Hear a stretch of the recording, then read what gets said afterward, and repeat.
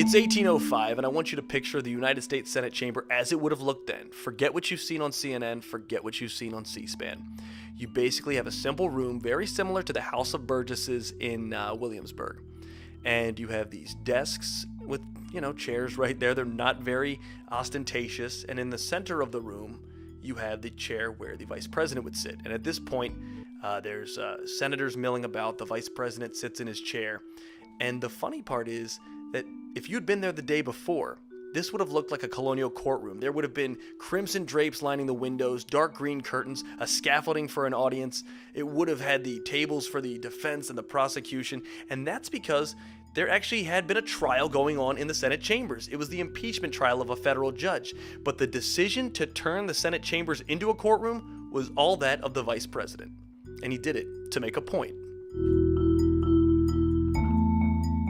Now, the vice president rises from his chair, and years of foiled ambition weigh heavily on his shoulders. He has these piercing dark eyes, and they glow with sadness, and he doesn't realize it, but at this time, Aaron Burr will speak for the last time as an elected official. It's the official end of his career as a politician, but he doesn't know it yet.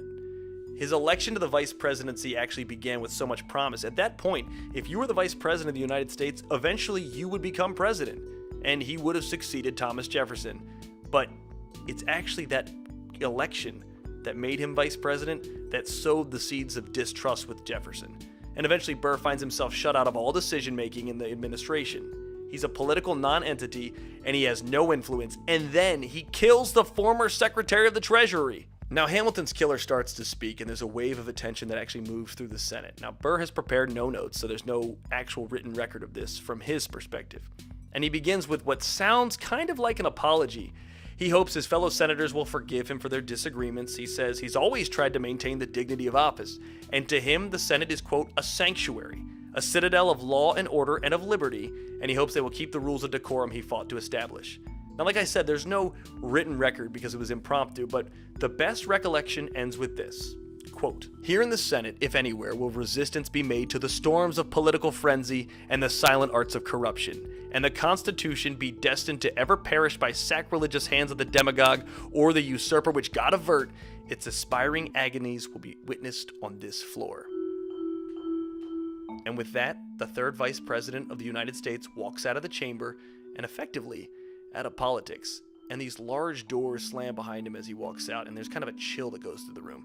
And suddenly, and this is documented by many witnesses, for no reason, the senators start to weep. And that's their last memory of Aaron Burr as a statesman. Now, from this day on, you're going to know half-truths and rumors that are going to plague his legacy. In posterity, Aaron Burr is always a villain. That's the story that Jefferson, Hamilton, and Washington want you to hear, because even their ghosts echo slanders from the past in modern textbooks.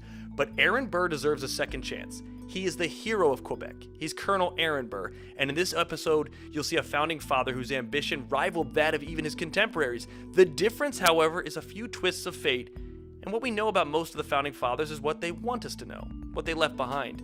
In the end, Burr's true failure was that he didn't defend his own reputation. So we're going to do what Colonel Burr could never do. We're going to tell his side of the story. Welcome to A History of Losing, a show aimed at redeeming some of the characters our history has declared losers, but we think deserve a second chance to tell their story. If history is written by the winners, who will tell the story of the losers? Episode 1, Buried Alive.